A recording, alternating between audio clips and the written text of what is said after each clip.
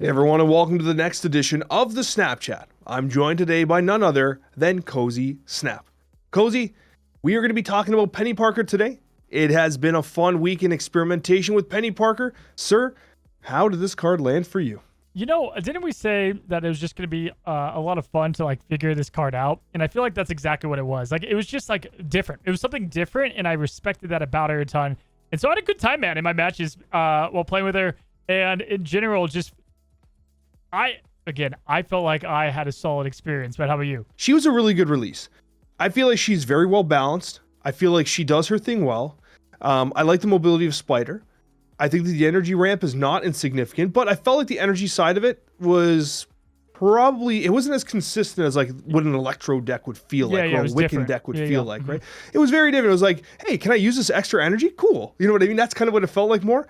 I liked her, and I felt like she was a very fair release. They could have easily, if they wanted to just like sell keys, or they don't sell, actually they do sell keys. What am I talking about? If they really wanted to get keys getting milled, this could have been a 2-4. You know what I mean? They could have gone that route, like the premium stat line, the Agent Venom stat line. So I think this was a very fair release. I think it's a good card. That's like, it's not like, you're not going to like celebrate it. It's not going to break the meta. This is going to be a run-the-mill good card that probably gets cut from a 12-card deck. I think, to me, I think I compared it to Kate Bishop a couple weeks ago, maybe last week even. And it's not at Kate level, but I do feel like there's like a interesting thing about her that's going to work as Kate works in these like a lot of different decks. Like, I think she does have a lot of plug and play potential in the future that I'm going to be interested to see. Yeah. Did you always play the Spider on the following turn, or would you how often did you save it? It's funny. I actually was not playing the Spider as much as I would think I was going to. Yeah. Which is kind of funny, the way that works sometimes. But what I will say is that the card that really stood out to me with Peni Parker, honestly, was Agony. Now, this isn't cope. Yeah. I'm not coping here. Hear me out. Agony was good. Because, like, it's so funny how, like, sometimes you just need another couple lines for a card to make sense, and Agony was exactly that. Agony into Peni suddenly makes sense. But the other side to that was that, like, I was playing Captain Marvel in these decks, who, like, honestly, Captain Marvel with Galacta is just, talk about a renaissance for my favorite card in Marvel Snap. And, like, the other thing is you could, if you don't play the Peni Parker, you don't draw into Peni Parker, you have Agony sitting there, and you could just play your Captain Marvel into Agony. And now Agony's additional power, that's floating around at the end of the game to help you win the game. That's not insignificant. Agony was a huge winner with the release of Peni Parker. And when you have Peni in the deck and Captain Marvel and Galacta and all of a sudden all these pieces, it all comes together for a nice, well-functioning deck. And it doesn't surprise me that the top-performing decks featuring Peni Parker do have those exact cards in them, right? Because they just naturally kind of work together. Now, Agony doesn't ultimately make those top 10 decks, but I am a believer in Agony with Peni Parker. I actually thought it was great. Yeah, I remember we were talking about her towards the end, and we were both like, man, I just like the idea of being able to get that energy fast, quick, snowball. I think she's going to do good down the line, bro. Any card that has a multi-purpose to it, so in this case, getting extra energy and then also giving the ability to move and merge, is going to be useful in future move decks and just future decks of cards that want to be moved. It's a very cool ability and different. And the way that they designed it in the curve, I feel like they nailed it as far as the cost and power ratio. Now, maybe could Spider get another power? Like you said, 2-4 on her, 3-4 maybe on the Spider. Like, I don't know. Maybe those are where they would adjust first, probably. But it's another way to ramp, and it's an interesting way to do so where you don't have to go all in on the build, which I like a lot. Especially in these kind of Wiccan decks, too, where you don't have to get Wiccan to play. I thought that was obviously very good with her. So, yeah, man, overall, love the card. I did. And something else I want to mention about Peni Parker. I had this thought, Cozy, tell me if I'm crazy. But like, I was looking at the launch lineup of these cards that are coming out, right? And this card in particular, this month in particular. And I wonder, maybe this is hopium, but I wonder if they are trying to position some of these new releases as cards that are much more favorable towards a draft mode. Because Peni Parker is a good example of a card that would work really well in a draft mode. And I was thinking about this because I'm like, okay, hold on. Because if you think about like what like the season with like not the Dark Avengers, the Thanos season, the Children of Thanos season was, those are like all heavy discard cards, like very niched cards. Whereas like the ones we're getting this month, like Luna Snow, Peni Parker, they feel like they're much more open. Even Gore to some extent is a natural, just I can play this as a 6-drop. You know what I mean? And so I wonder if they're starting to like position the opportunity to actually have these draftable cards that make more sense. Because I think Penny Parker would shine in that kind of situation. Yeah, I mean, when you look ahead at January, February, it's kind of less, it's more directed to one kind of archetype, right? We got like the shield stuff and then that. But also, yeah, you're not wrong saying we should be expecting draft mode in Q1, I think. I mean, my expectations are They're going to hate that you said that. Oh, yeah. My expectations are low. So low there, dude. But I just mean talk about putting we should be expecting a whole new mode in Q1. They're like, oh my, what are we gonna do? We gotta put it out Q2 now. minimum, Cozy. What are you doing to us? Well, good, man. In January is when we expect it. January is when it's coming. If you're listening, no. But yeah, I think this whole month of cards feel like a bunch of winners. But I want to again. I know that they're going to be trying to go back to the drawing board with card acquisition. And in general, they mentioned like, well, this relieves it a little bit. Like, you know, we're gonna relook at it. Like, what a good month to like kick it off with if they were to do whenever they come up with said concept. Because all these cards are nice ones to get if they weren't all, you know, so expensive. 100%. You know, that's kind of what I said about Penny Parker. It's like, okay, like how do you value Penny Parker when it's like it's just a good all around card, very fair. Very fair it doesn't make it worth your key, especially when the spotlight cashers are as bad as they are. Like, they're horrid. And that's the unfortunate thing. And it's like, what do you run the risk of getting Penny Parker, investing in it, then it getting nerfed or it ruining the meta? Like, every card should feel fair and balanced. Every card should feel good, but not detrimental to the meta. Penny Parker is a perfect example of that. Yep. Right. And so, I mean, yeah, I totally feel what you're saying there. And regardless, closing thoughts on Penny Parker, Cozy. You know, do you think we've more or less landed on our star ratings? We're kind of in the middle grounds there. You know, I think we more or less nailed it. I think, yeah. I mean, I want to see again. You know, I don't even need to see how she ages. I just think she's going to be pretty solid. Like, would you rather this card than Doom next week? No, I'd rather have Doom. Yeah, this week. Because listen, I think it's entirely possible that Penny Parker long term ends up in more decks, but I think there's going to be a Doom 2099 deck. That does not function without that card. 100%. You know what I mean? Yeah. They're very different cards, for sure. Yeah. What about Luna?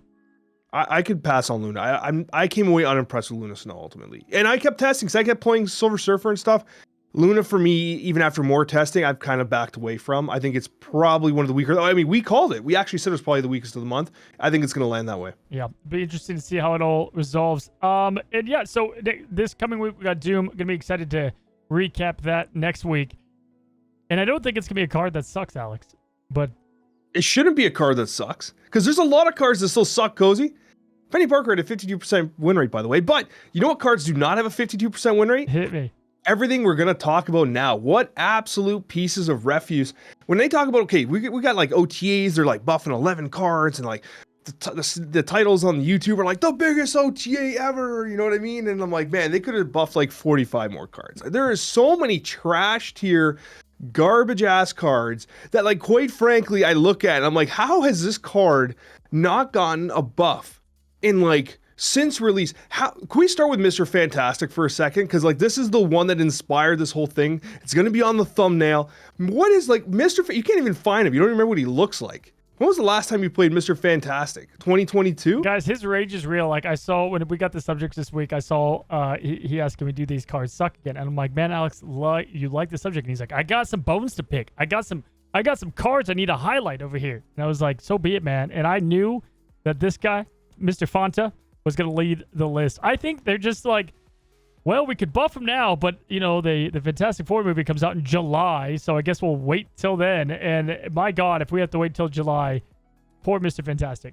First of all, this variant is awful. Awful. Like, this is one of the worst variants in the game. It's so bad. Hey, I'll do this one. It's better. But what I will say, though, is that, like, if they did this with, like, Nick Fury. They've done this a bunch of times where they, like, hold the buffs back. Somehow the pixel's better. They hold the buff backs for the movie, and like I feel it, okay, I get it, but at the same time, man, like give Mr. Fantastic something. Give him it. You tell me, Mr. Fantastic, Frigga is a 3/4. Frigga's a 3/4 now. You tell me Mr. Fantastic can't be a 3/3? What kind of absolute shenanigans is this? This card is being done so unbelievably dirty. It's mind-boggling. Like I can't believe it. I still cannot believe this card has not gotten buffed. You know what I mean? I can't. I even tried. There was a point in time where I tried to play Mr. Fantastic, Miss Marvel, Onslaught. Like I was trying that cope, and like even then he still sucked. So like, what are we doing here, man? Like, there's got to be something from Mr. Fantastic down the Maybe like pipeline. Moonstone, the card that has all the ongoing effects. But I don't even think I would want. I mean, like it's not saying that's not bad, but there's just so many other ongoing effects that I would want at the 3. Like so. Like 3 is your last turn before you play Moonstone, which is going to be a great card, I think, which also got buffed somehow. Buddy, want to hear something? Want to hear the hottest take ever? Hit me. Guaranteed if Mr. Fantastic was a new card being released right now, it's a 3/5. Oh, definitely. No question. If it was a new card, yeah, and him just being Mr. Fantastic. Like, if they would have come out with this version of the card, man, you know how much hate that would get? Unbelievable. Oh my gosh, can you imagine? That's 100% a 3/5 card today in Spotlight Caches. What cost do you feel like has the most cards that suck? Oh man, I mean, probably I don't know, man. I'm looking at my list here. Maybe 3. I got a whole bunch. None of the. Okay, I don't think I have a single 6-drop. I have 1 5-drop on my list. It's all inexpensive cards. Yeah, I think ones. It's not that they suck, but there's so many like that you would just prefer over other ones at this point. 3 is kind of the same thing. There's just so many lackluster 3s in here. I mean, they've done a pretty good job keeping some of these up. But what's next on your list? All right. Okay. You want to talk about 3s? Okay. There's Rhino and there's Groot. Those are the 2 3s I want to talk about. Yeah, I had Rhino on too. So, yeah, Rhino does make sense. And I think that if you're going to do something with Cerebro, do something with Rhino.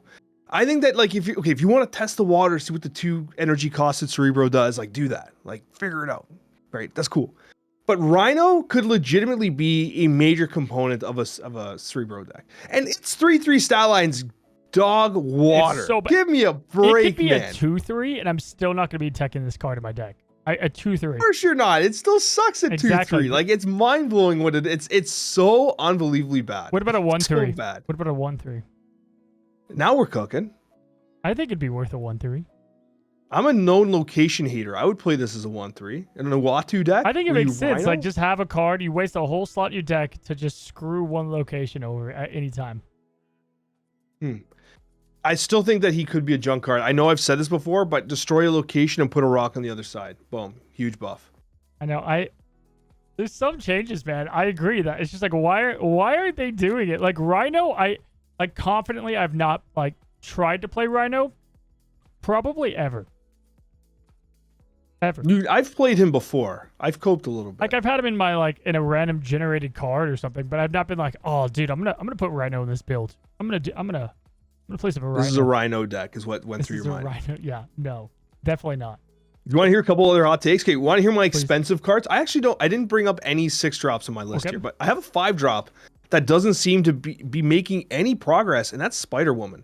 And I don't think that this card is bad, but like when I see Ajax decks actually being legit and Spider-Woman not making those decks and having so many other options where Spider-Woman just doesn't make sense, it kind of gives me pause. Now we do have that card coming out, Diamondback, huge, right? Man. Yeah, Diamondback do you think Diamondback completely changes Spider-Woman or what? Yeah, I think so. Because you have Diamondback who's ongoing, just sitting there, and then you can play Spider-Woman who you want to play late anyway for just this massive hit. You're already having potentially a 5/12. That goes up now potentially by it potentially could do a 5/20. Okay, so you're saying that her time's coming. Her time's coming with Spider-Woman. Yeah, I thought about it. I almost put her on my list, and then I saw Diamondback, and I was like, But do you even play? I think so. I think you would play in those lists. But like, there's so many other stealing and affliction cards. But she is a nice 5 to play that would curve into that. But yeah, she kind of feels awkward. I played Spider-Woman in my tournament deck where I was doing the double up Abomination deck with Moon Girl, Spider-Woman, She-Hulk, Abomination with High Evo. She was in my Spider-Woman tournament deck. And it performed super well. And I was the only one playing Spider-Woman. Really? So I can see it like being a legit card eventually. But right now, it just feels like it's being outclassed by everything else. Like, think about Gilgamesh, man. Like, Gilgamesh is like so unbelievably better. Like, she's left in the dust. So I want to bring up a conversation point. Did you see where Glenn said that they like looked into changing Kang, and then they ultimately decided no, or they didn't, have something they liked around it? Which to me, he's coming up in a spotlight. Interesting, right? Because it's like, okay, then you're either certified giving a garbage garbage card in the spotlight. Which, I mean, come on, let's look at the other spotlights recently. And they've accepted, I think, that Kang is how he's going to be. He sucks. Card's poo. He sucks. And you know what? It's unfortunate because, like, I think the effect's cool. And his first spotlight variant, he was the first spotlight variant card. Was it him and Null were the first spotlight variant ever? Oh, that's right. I think so, right? I think so. So. And that spotlight variant's absolute fire. I don't know if you have it, but it is gorgeous. Like that was like that sold spotlight. Yes, look at this. What a spotlight variant, man. It's so good. But you know what's not good, Kang? And I mean, listen, you're talking to the Kang believer. Like I'm a known Kang believer. I'm not going to go to the well and talk about the tournament. But what I'm going to tell you is that, like, does he have a place in the game right now? Absolutely not. Absolutely not. And should Kang the Conqueror have a place in the game? Probably at some point, especially if you're putting him back in. It isn't going to be a thing where you put him back in the spotlights and someone's going to figure out the broken Kang deck. No, the broken Kang deck is you don't play him. Your deck's broken. Yeah. No, it's broke. It does not work. I was cracking up at the thought of you bringing up the tournament again. I was like, here it comes. If I did, I knew you were gonna roast me. I knew you were gonna roast me so hard. That and Tim Hortons. It's like the old man talking about the good old days nonstop. He just can't let it go. The Pittsburgh Steelers. Yeah, no, well, actually they're doing okay now, but you know, the Super Bowl winning Pittsburgh Steelers. All right, buddy. What else? Any other sucky cards? Yeah. Let's talk about a couple 2-drops here. Okay. There's two 2-drops that really stand out. Now, obviously, first of all, I'm going to leave him for another discussion. So I'm going to leave out Star-Lord because, hint, we got to talk about the Guardians. Okay. But let's talk about the Guardians now, actually. Let's just do it. Star-Lord, Mantis, Drax, Groot, they are just all garbage. All garbage. And they've already had one pass where they, like, minimized the downside a little bit, but they also minimized the upside. Remember, like, this was like a year ago. They did a Guardians pass where they kind of made all the floors a little higher. These cards don't get play. Mantis is literally my favorite hero in Marvel Rivals. Arguably the best hero in that game. And we had this conversation where Marvel Rivals, they're like, hey guys, we like Marvel Snap. What are the cards that Marvel Snap's dev team hates? Let's give it extra love. Let's make Adam Warlock sick in this game. Let's make Mantis legit one of the best heroes that you could possibly play. And like in this game, Mantis is without question one of the worst cards you can put in your deck. It is so bad. I would venture to guess that there are people listening to this podcast right now that have no idea what Mantis does, despite the fact you've been playing this game for years, because you don't see the card, you don't even look at the card, you don't even consider the card. It is such a piece of horse manure. It is so absent from your thought process. This card is that bad. What a piece of garbage. This is very therapeutic for you. I think it's good. I think this is definitely get it out there. I love too that Adam Warlock is just associated with the Guardians and like, you know what, make him suck too. You know, he's too close to the line. Because of course we can't even have a good Adam. Yeah, like Gamora, I don't think it's tough to just add an additional risk to the reward or reward to the risk, that is. It's crazy to me that they have yet to do that. And then we have a new Rocket and Groot coming out that just completely stomps all the Guardians combined. I know, stomps them so hard. Craziness. Yeah, so the whole Guardians, they need something. And going to the 2-drops I was going to mention prior, but yeah, the whole Guardians, please, Glenn, take a look at them. Please, we're begging you. The Guardians need something. It's like one of the most iconic franchises, by far the best movies except for 3. And it's like, we got to just show them a little bit of love. But you know what else needs love? Seriously? Okay, there's 2-drops we're going to talk about here. One of them, Lizard. What are we doing with Lizard? This card used to be one of the best cards in the game. Their patch notes said, this is by far the least impactful nerf we've ever done. Murdered the card completely from existence. Like, Agent Venom came out as a 2/5. Look at this piece of crap card. Who's going to play this in 2024, 2025? Nobody. Absolutely no one's going to play Lizard. Cozy, what do we do? I feel like they changed Lizard, and it's like one of those changes, like Adam, that they made it and they're like, we gotta hold strong, we gotta keep him where he was. Or like, I don't know, maybe they thought he had a good, how long was he even good for? Way less longer than he was good from like release beta through like all the way till they took a massive dump on him. When was that though? Oh, I don't know, I erased it from my memory. Yeah, year one's a blur, man. I had to make more space for more hard drive in my head for year one of Snap. You gotta defrag your mind. But what do you someone suggested it not long ago, what do you do with him? Oh, so no, you mean the meme suggestion where lizard turns other cards into mini lizards? That's what it was. I think that was a joke. Oh. Was it a joke? I'm not sure. Whatever it is would be better I than don't know. this. Maybe you just not make him go -4 in a junk meta where like you've activated so many junk cards and made this card completely useless. A 2/1 where we just got that card that gets like a 3/11 potential. Yeah. Why would you ever play? I don't know. You just don't play lizard. Even if your line is 0 into lizard, he still sucks. Like that's Yeah, right? No, he doesn't even make still 0 not good deck. enough. Man, what a simple time when 0 decks. You know, I just have a little. Remember those days, man? The good old days. Typhoid 0, Yeah. Red Skull. Oh, I remember man. playing 0 Yeah. Red Skull on turn 6, just feeling like a G. And now it's oh my god. Yeah. What a time to be alive that was. You'd lose by 50 if you do that now. Yeah, what about Shocker? Doesn't even make Evo decks. What a piece of trash. And you know what? There was a time where like I coped a little bit. By the way, oh my gosh, the comment section, I've said cope and hope like 9 times already in this podcast. You love people to lose their mind. You love saying cope But and like hope. honestly, if you've not played Shocker lately, just play him just so you can see the animation. It's one of my favorite in the game. The boom, boom, boom, boom, boom, boom. It's so good, and like no one ever gets to see it. Do something to this card, man. Do something to this card. Like this is ridiculous. Well, and especially like I don't know, just like the vanilla cards in general, I feel like they all kind of need some love. Like I get we had the whole high Evo thing happen, but the fact that like Cyclops here, who is he's in the Evo, he's good. He's maybe a bad example because he's good enough in Evo, but to have the best move card in the game. But to have him as like a 3/4, be like, all right, that's a vanilla stat line right there. When we have again the cards that are coming out, we got Cobra coming out as a 3/6. You know how I know that you think this card sucks and is not worth playing?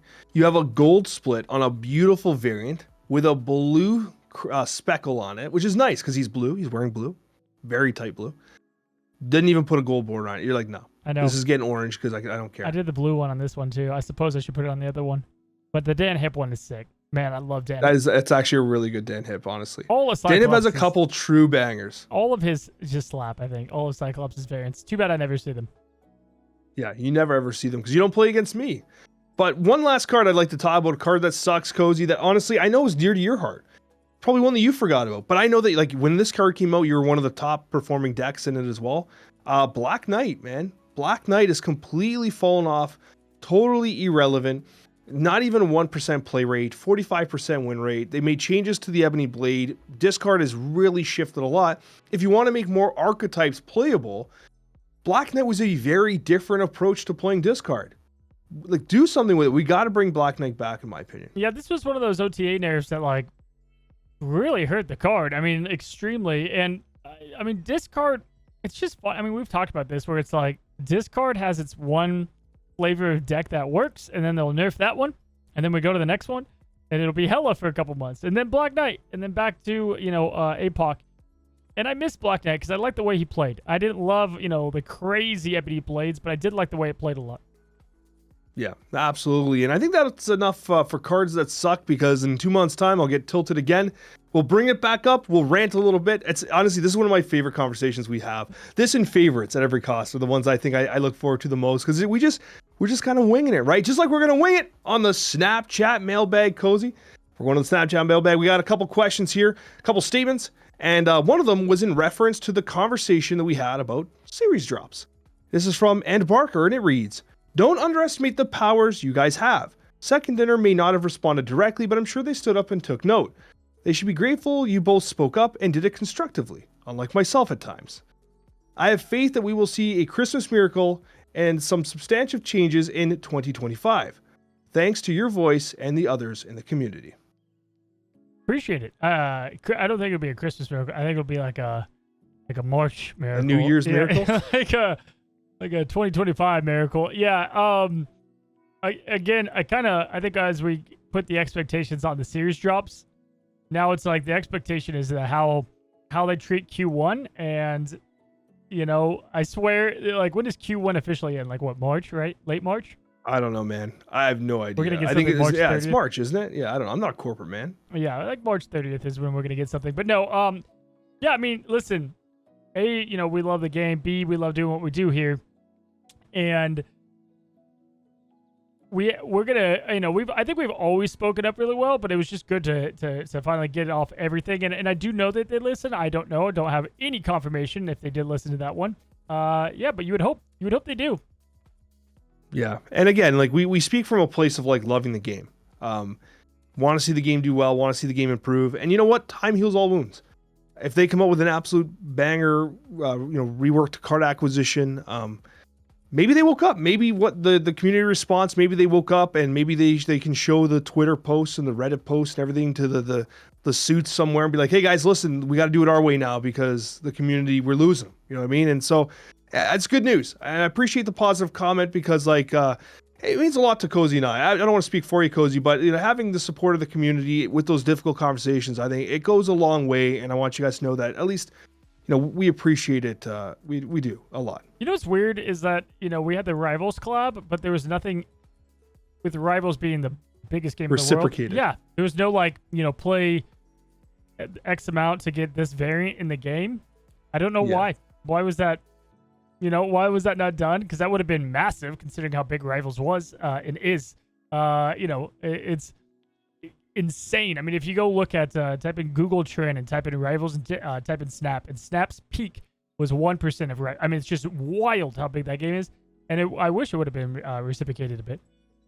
Yeah, if you want to see wild, go to Cozy Rivals. And you'll just see how wild it is. And you are right, man. Like, it would have been a great opportunity. I was kind of expecting them to announce, like, some sort of, if you play Marvel Rivals for 10 hours, or if you install the game, then you get this card in Marvel Snap. You're going to get this card. You're going to get High Evo. Or it would have made more sense if the cards in the game. Oh, you would have gotten Peni Parker for free. And they should have done something, I imagine. There should have been some cross-pollination that didn't quite happen.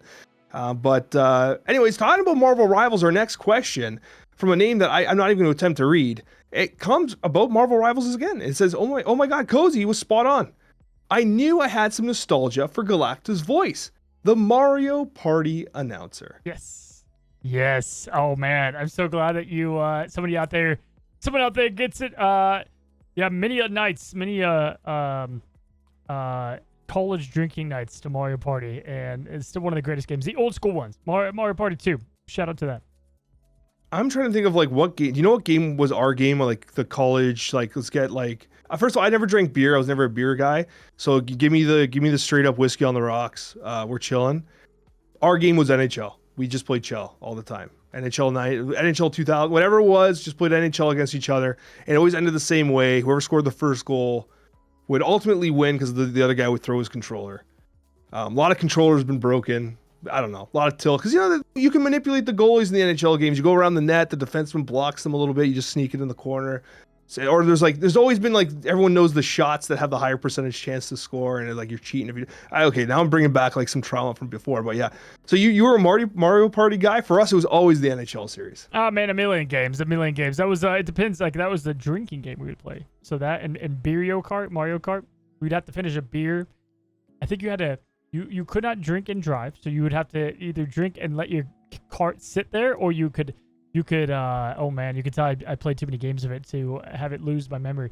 But so you'd either have to shotgun at the beginning of the race, or you'd like book it to the end and then put it down and then try to finish it before like everyone caught up. It was a lot of fun. It was a good day. No, that sounds like a fun drink. You know what else is a good drinking game? Take a shot every time we say copium or hopium on this podcast. You have your stomach pumped before we finish the pod.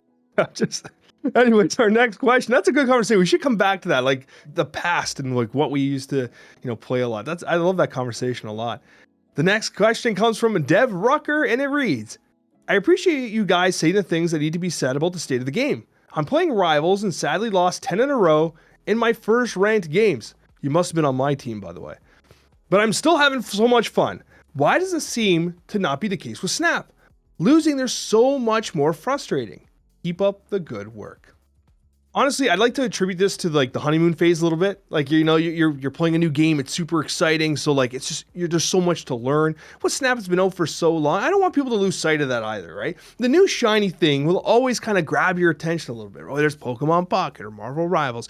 I do think that Marvel Rivals has staying power though. Like Pokemon Pocket I think does too, but I think that Rivals, it's going to be around. You're going to be talking about Marvel Rivals for years to come. But like, at the end of the day, right? There is something special about Marvel Snap, and it's one of the reasons why we love the game as much as we do.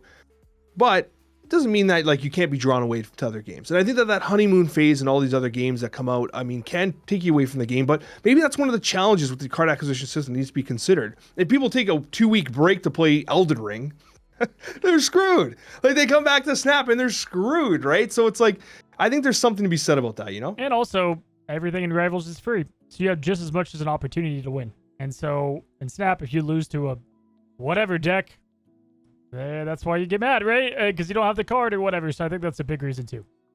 Yeah. And the last question of the Snapchat here today from Payday Ray. And I like this one a lot, Cozy. Flex on me, sir, because I know the answer. What position did you both play in football? Did you win any championships or accolades? Cozy, start us off. Yeah, man. Played quarterback. And we won state and district a ton. Only one state because it's in Texas. It's brutal, man. It's a dog eat dog out there. But yeah, I miss it, man. I miss it a ton. But played quarterback since I was a kid. Pop Warner, if anyone knows what that is. And oh man, just the good old days. Played a little wide receiver, but mainly quarterback. So I was the backup quarterback, ironically. I had a pretty good arm. I didn't have the best accuracy, but I had a tough, like I could sauce that ball pretty far. It was pretty good. Had a decent arm on me. But my most competitive games I played, the way it worked with us in Canada was we didn't have the deep pool. Like football's not what it is for you guys. Like now it's changing. There's a lot more interest in it. But when I was in high school, like we were soccer players that also played football basically. Okay. And our coaches lamented it because we would get hurt. They're like, these stupid soccer players, you're useless on the football. Our coach would lose because he was like a football guy. And he had all these Italian soccer players playing football for him. We all fall like flies all the time. He'd be like, you guys are useless. You're soft. He's throwing his helmet, like throwing everything. Like it was one of those guys, right? And anyways, I played receiver because we'd have to like switch receivers every play to bring in the plays. I don't know if you had to do that either because we'd have to run like the play in to the coach. So one receiver would always switch every play to bring the play in. Oh, okay. We didn't have like RCs or like not RCs, like the earbud things. But also my primary position was DB. So I played a ton of cornerback. I used to kind of backpedal really low. I had great hands, catch anything. I had a ton of picks. Loved it. Really, I love football, man. It was a really fun sport, and it was kind of nice in Canada because everyone was kind of bad. I was also the punter too. I forgot that because I was I was actually a super competitive soccer goalie. I played like borderline like semi-pro soccer, and so I was the punter. My buddy was the kicker. For some reason he kicked off the ground better than me. I couldn't believe it, but I was the punter. And I would crush balls. My coach was saying if I cared enough, I'd play like university punter. I could have made it to the show, Cozy, maybe, but no. The glory days, man. Yeah, I tried to throw a ball. My son was like running after the football, and I was like, dude, I'm gonna like really hunk this to make him run as far as he could. And I like try to channel my inner quarterback state championship throw. My arm is still not recovered. It's over. Like the rotator cuff is done. But I do miss him, man. It's crazy looking back. I just love sports in general, so it was a good time. Yeah, when I saw this question, I was like, man, I love this. I want to ask because like, there's never been a point in time where Cozy has not been the alpha male, man. Just absolutely just crushing it with everything you do. I knew you winning the state QB, man. That's Cozy's style, man. That's how it is. Actually, talking about alpha. Okay, I'm gonna make a minor admission as we close out the pod here. I had a student this week say to me these exact words quoted, and I don't understand. So hopefully, people in the comments can help me understand. He said, "Sir," I don't even know how to explain it. He said, "Sir, you're being skibbity sigma," is what he said to me. Because I asked him to calm down. He was doing something stupid. I'm like, yo, settle down. Like, what are you guys doing? He's like, sir, you're skibbity sigma. I was like, I don't know what that means, but it sounds offensive. Let's go to the office. But yeah, I can't even keep up, man. All I know is that alpha sounds better than sigma.